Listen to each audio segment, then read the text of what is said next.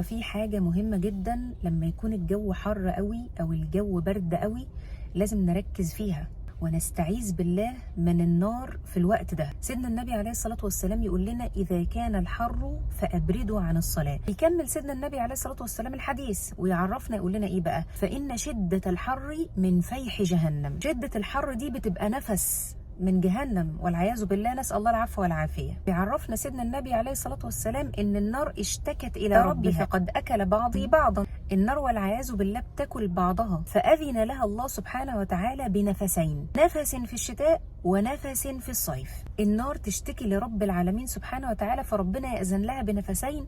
النفس الأولاني في الشتاء لما يبقى فيه برودة شديدة فدي برضو من فيح جهنم، ولما يبقى فيه حر شديد فده كمان من فيح جهنم. ودي كلها آيات ربنا سبحانه وتعالى بيورينا الآيات، وما نرسل بالآيات إلا تخويفا. فناخد بالنا لما يكون في حر شديد، دي آية من آيات الله علشان احنا نفتكر إن في جهنم نستعيذ بالله منها. أو على العكس لما يكون في شتاء برد شديد برضو نستعيذ بالله من هذا البرد الشديد، لأنه كمان بيكون من فيح جهنم. ودي آية من آيات الله علشان إحنا نتذكر ونتعظ ونرجع لرب العالمين. الحر الشديد ده خدي بالك، استعيذي بالله من نار جهنم، نسأل الله العفو والعافية والسلامة منها.